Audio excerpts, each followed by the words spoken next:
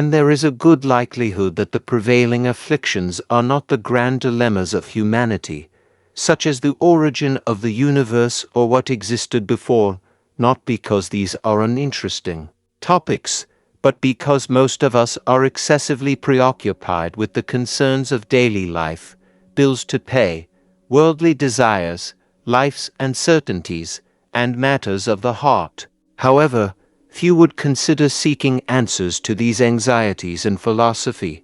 In fact, personal philosophy, when dealing with grand issues, often drifts away from real life. Stoicism, on the other hand, takes a contrary approach. There are errors made due to our advisors, who teach us to debate but not to live. There are also errors made by students who come to teachers to develop not only their souls but also their perspicacity. The study of wisdom has turned into philology, the study of words. And if there is any philosophical school focused on real life, applicable for over 2,000 years, it is Stoicism. In other words, it is the best way to describe a philosophy with two of its greatest names, Marcus Aurelius, the Roman emperor, and Epictetus, a crippled slave. Two extremes that converge in the third great name of Stoicism, Seneca, one of the greatest intellectuals of the Roman Empire. He went from a high position in the Senate to exile, later returning to a high position as an advisor to Emperor Nero, and finally being sentenced to death by the emperor himself. The challenges they faced do not seem much different from what we face today, but how the Stoics dealt with these difficulties and others in life is what matters. Epictetus, one of the leading proponents of Stoicism, distinguishes external experience, meaning things that are outside of our mind, from internal experience, which involves our interpretations and reactions to external experience. Essentially, this comes down to separating what we can control from what we cannot. Focusing our energy only on what is under our control is fundamental. We will never have complete control over external events, others' perceptions of us, our position in the job market, or our health. The only thing we have complete control over is how we interpret and react to events. Marcus Aurelius states that happiness depends on the quality of our thoughts. This is the fundamental basis of Stoicism.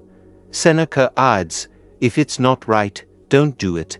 If it's not true, don't say it. We could improve our lives by incorporating these teachings, embracing serenity in the face of suffering, facing unexpected challenges with justice, avoiding destructive thinking, and recognizing that the only necessary change is internal.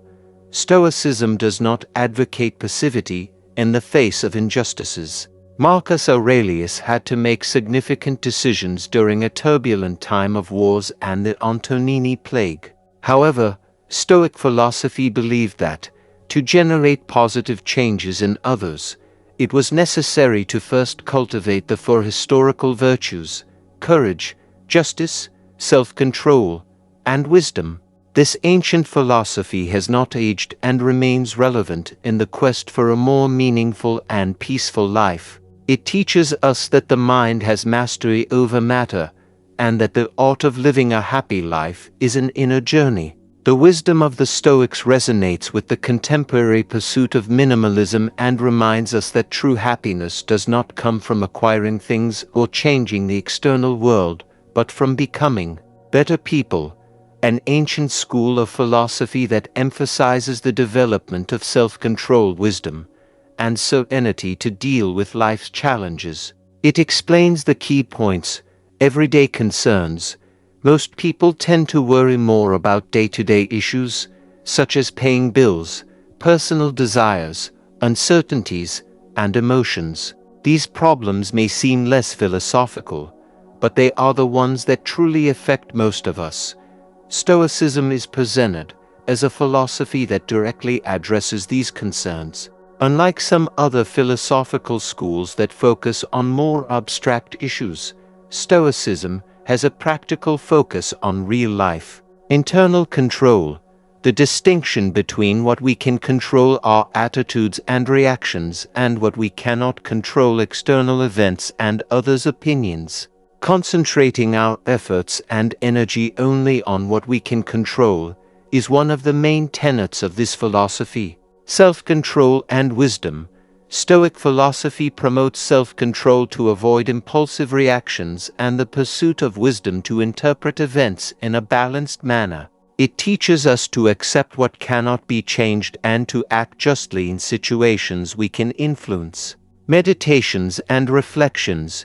In addition to its principles, Stoicism includes practices like meditation and reflection on the impermanence of life. This helps people cultivate a more serene and resilient mindset. Contemporary relevance. The teachings of Stoicism remain applicable in today's world, providing guidance for a more meaningful and peaceful life. Minimalism. There is a suggested connection between Stoicism and the modern minimalism movement, which promotes simplifying life and focusing on the essentials. Stoicism offers a timeless approach to finding inner peace and happiness. It encourages us to focus on internal change rather than seeking changes in the external world. In conclusion, Stoicism is a philosophy that focuses on how we can live more wisely by accepting what we cannot control, developing self-control and wisdom, and cultivating serenity in the face of the challenges of everyday life. Its lessons remain valuable and applicable in contemporary society. Stoic philosophy does not seek to secure anything external for humanity. It does not aim for anything beyond its own object. Just as the material of the carpenter is wood and that of the sculptor is bronze, the raw material for the art of living is the life of each individual. Thank you for watching.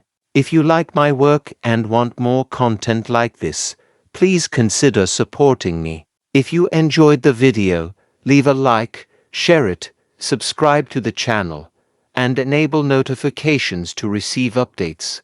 Much more is coming.